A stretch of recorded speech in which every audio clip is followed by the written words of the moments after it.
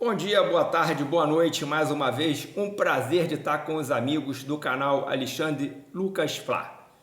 Vocês sabem, vocês que já conhecem, sabem o mecanismo aqui do canal. Hoje um vídeo bem caprichado, longo, sem pressa, estou bem tranquilo, estou fazendo esse vídeo antes de Flamengo e Grêmio. A gente tem muita coisa para conversar, estou aqui bem servido ao lado da camisa 8 e ao lado da camisa 21. Seria entre Saul e Jorginho. Vamos falar muito sobre essa dupla, né? Está na pauta. Vamos começar agradecendo aos amigos, pedindo para todo mundo largar o dedo no like, compartilhar, se inscrever quem está chegando pela primeira vez e comentar, dar sugestões, opiniões, porque como vocês sabem, eu respondo a todo mundo. E hoje o vídeo tem polêmica, né? Tem polêmica, nós vamos trazer um assunto aqui com muito cuidado, com muita calma, porque é um assunto delicado, né? Vou mostrar uma foto aqui para vocês, para a gente começar o debate sobre o assunto.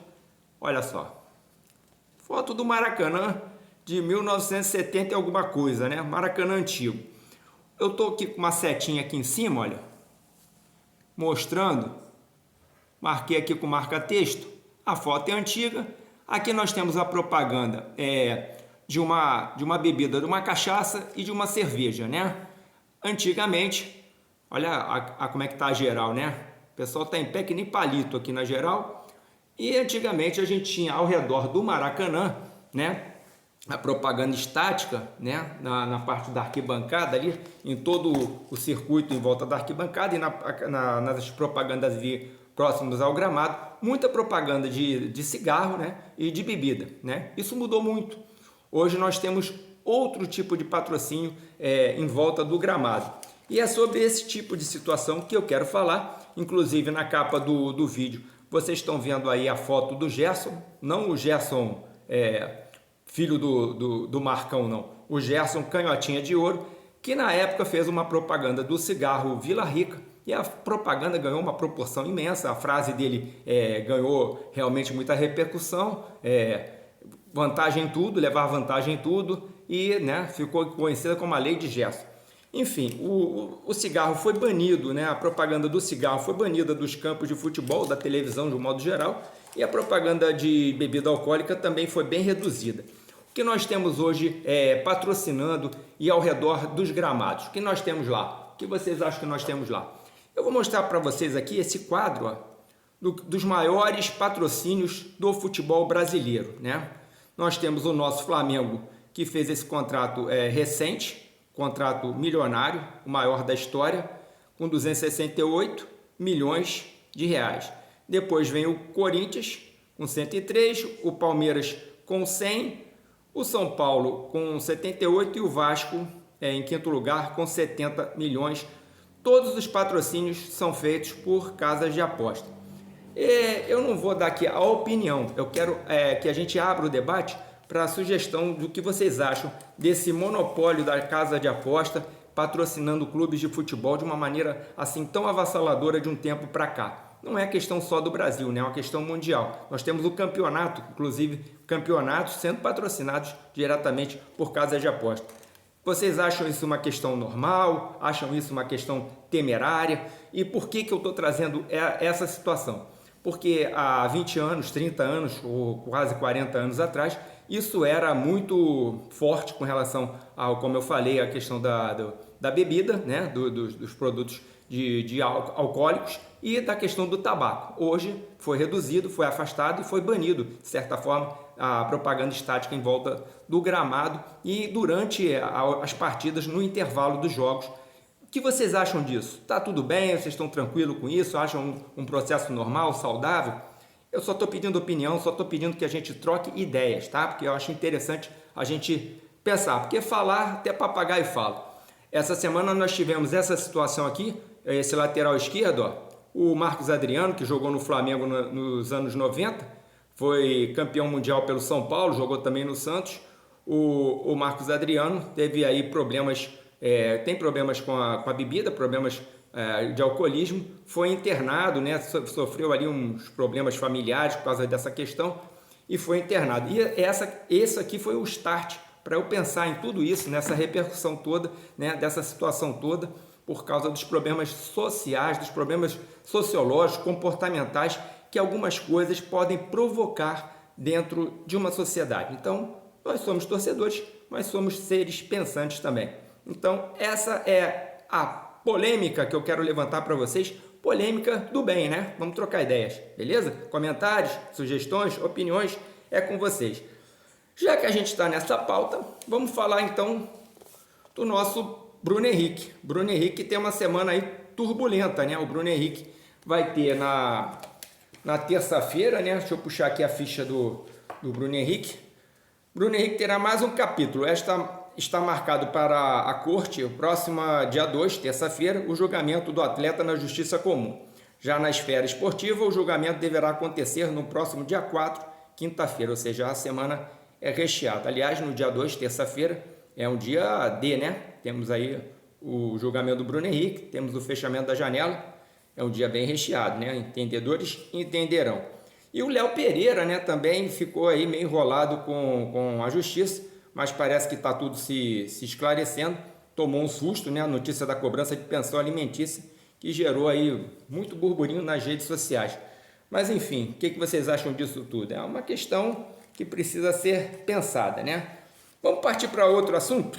Tocar em frente, falar do caso do Vitor Hugo. Olha só o que eu vou levantar agora. O Vitor Hugo, né, que teve aí o seu contrato com o Santos quase barrado pelo presidente, né? Vamos falar aqui, ó.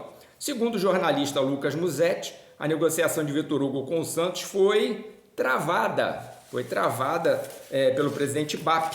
O Flamengo exige garantias de pagamento para liberar o jogador. Essa situação aí, eu acho que o BAP tomou uma posição corretíssima, né? O Flamengo tem que se calçar, tem que se precaver, porque chega, né? Chega de tomar rasteira, chega de tomar banda.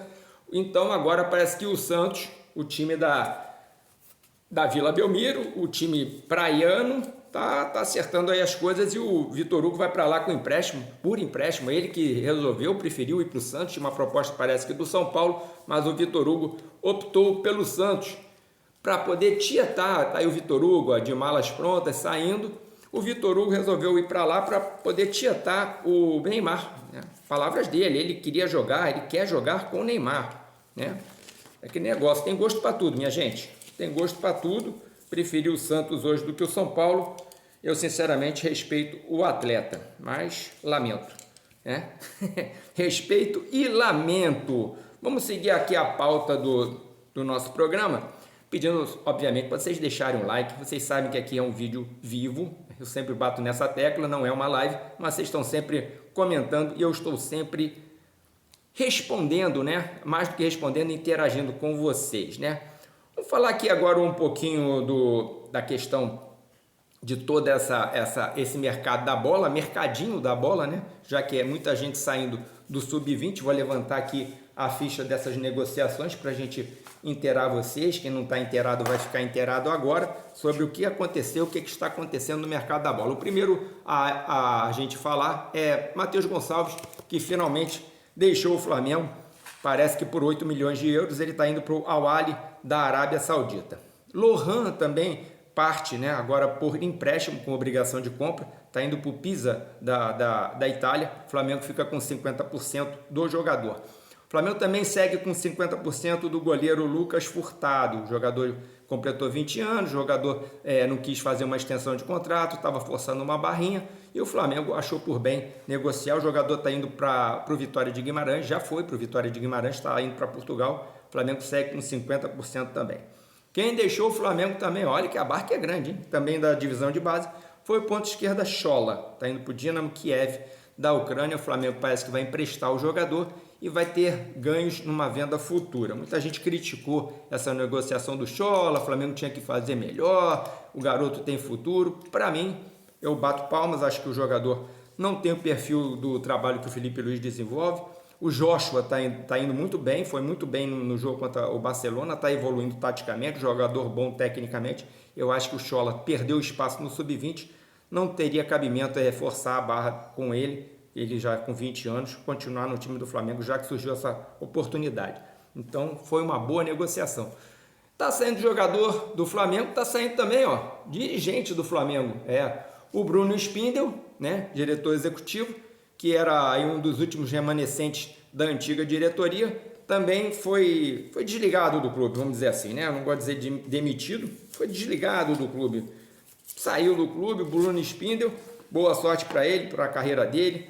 Fez aí um trabalho parece de transição no Flamengo, que ele siga a sua carreira com sucesso. Bom, vamos seguindo em frente. Galera, vamos falar agora de um assunto interessante, vamos falar dos jogos do Campeonato Brasileiro. O Flamengo mantendo essa liderança. É interessante a gente lembrar que o Flamengo está com 46 pontos, 20 jogos.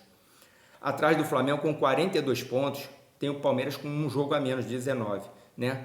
Se a gente fizer uma projeção de todo mundo ganhando com o mesmo número de jogos, o Palmeiras estaria com um ponto apenas atrás do Flamengo. O Cruzeiro, que tem 41 pontos, está em terceiro lugar, já tem 21 jogos, ou seja, o Cruzeiro está bem mais afastado do que se parece, né? Está. E quais são os jogos que nós vamos aqui destacar agora para vocês? Vamos falar dos adversários. O Palmeiras está jogando fora de casa. Esse jogo é interessante para o Flamengo. O Palmeiras joga fora de casa contra o Corinthians e joga pressionado, porque joga logo após o jogo do Flamengo. O que significa que se o Flamengo conseguir, e vai conseguir, esperamos nós, um bom resultado, eles vão entrar extremamente pressionados, né? Então vamos falar de Flamengo e Grêmio mais à frente, mas já sabendo que a gente tem aí essa possibilidade de descolar um pouquinho, criar essa gordura. O Cruzeiro também joga contra o São Paulo, mas o Cruzeiro joga em casa, beleza? O Saul, camisa número 8 do Flamengo, que caiu nas graças da galera, né? Caiu nos braços da nação, né? Saul Níguez caiu nas graças realmente da torcida, em poucos jogos, né? Com um mês e meio aí no Flamengo, o jogador tem uma adaptação espantosa, deu aí uma entrevista, mostrou muito empenho, né? E está cada vez mais querendo interagir, querendo conhecer a nossa cultura, está fazendo aula de português, foi muito bem na entrevista, mostra a mesma desenvoltura que mostra em campo.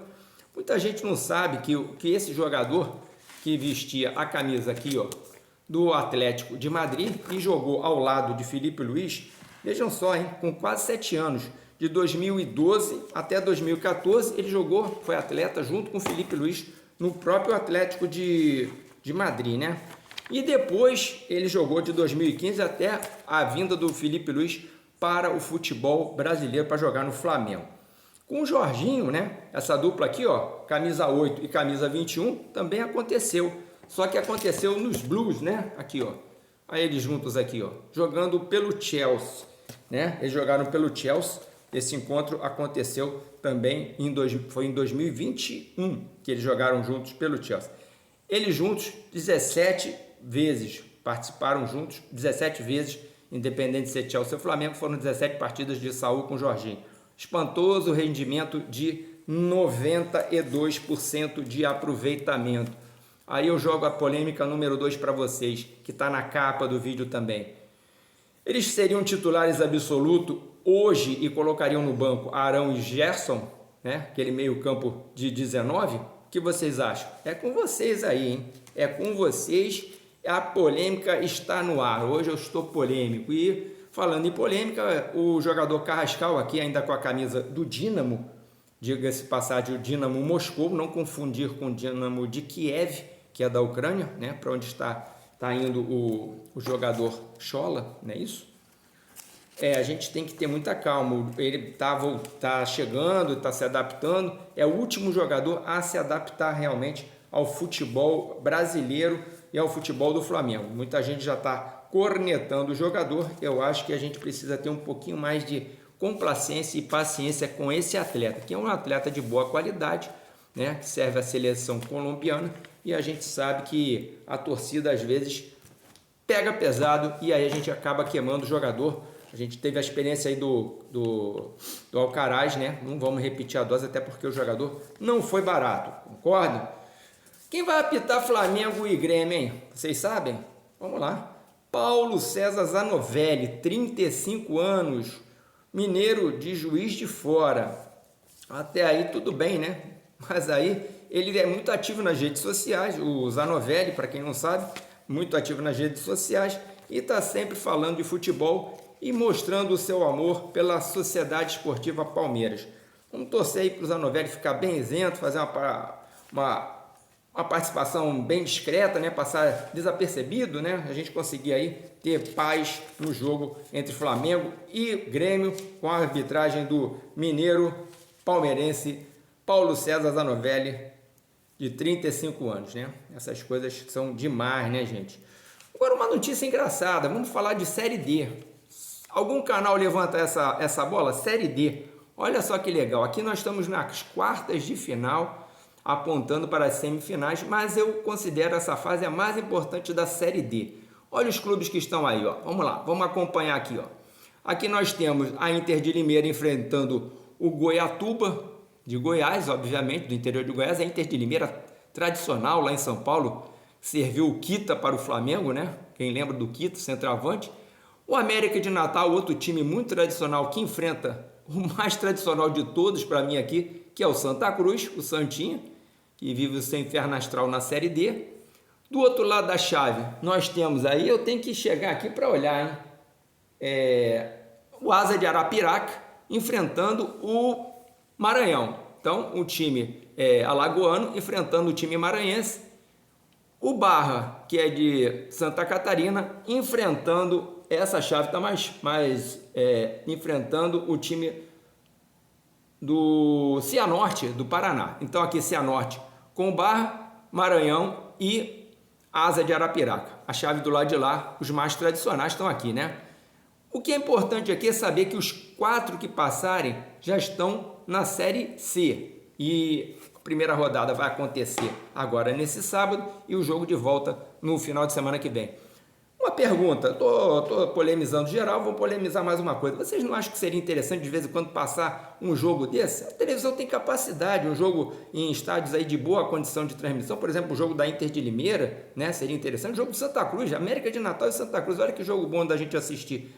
Vocês preferem, por exemplo, TV a cabo tem 4 canais, aí o cara tá passando golfe. Alguém gosta de golfe? Com todo respeito ao golfe, né? Não seria mais interessante os apaixonados de futebol terem um horário para assistir um jogo desse? Eu, particularmente, preferiria. Bota aí nos comentários. Vocês preferem assistir moto velocidade? Preferem do que uma partida de futebol valendo uma classificação, uma ascensão?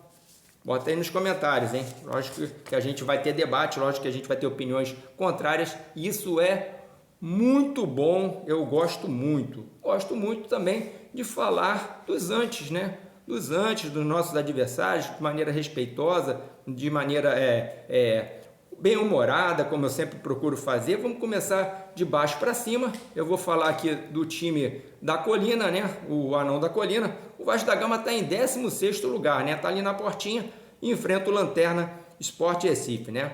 Depois do empate com o Botafogo, o Vasco está se mexendo aí no mercado sul-americano, né? Mas atrás de jovens desconhecidos, né? Está atrás dos miúdos, né? Está atrás de garotos de 18 anos aí. O Brian Grance, volante do Olímpia, e o Santos Terralba, ponta do Zamora da Venezuela, são alvos do time comandado pelo presidente Pedrinho. Que fazem, que maravilha. Já o Botafogo, que é o melhor colocado dos cariocas, tirando o Flamengo, que não vale, né? Está em 5º lugar, enfrentando aí nesse sábado o Red Bull Bragantino no Engenhão. O Botafogo se movimenta ainda no mercado, pode ser que traga mais alguém, mas o Botafogo dos 13 eu acho que foi o que melhor se reforçou.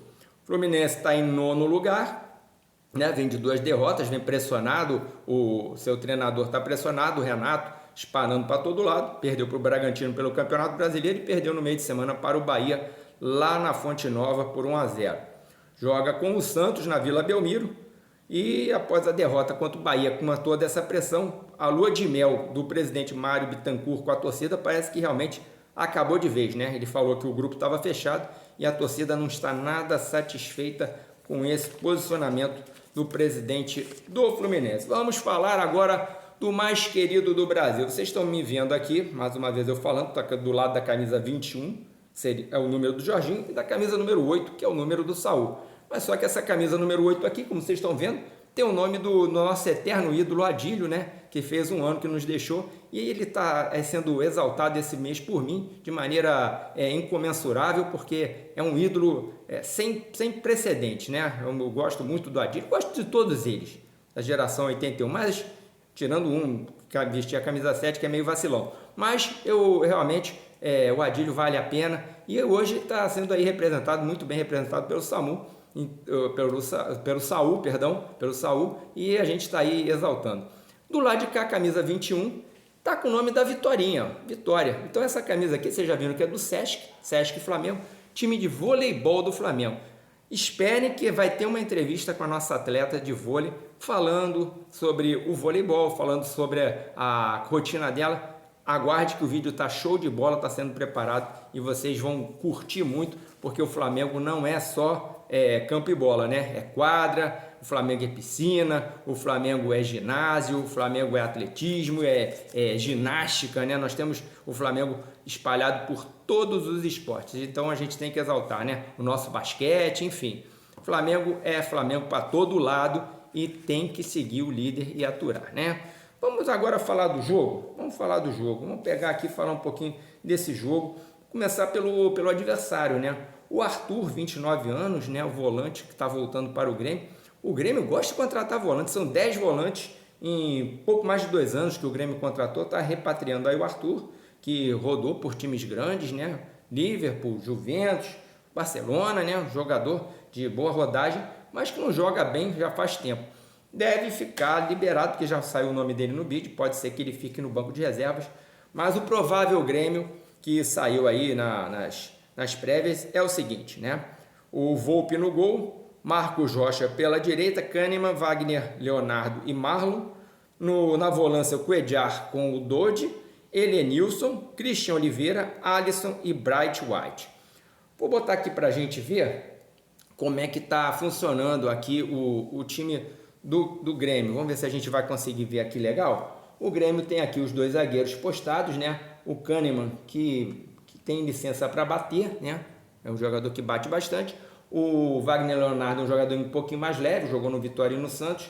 Marlon e Marcos Rocha, né? Veterano, já lateral direito, são jogadores de bom apoio, né?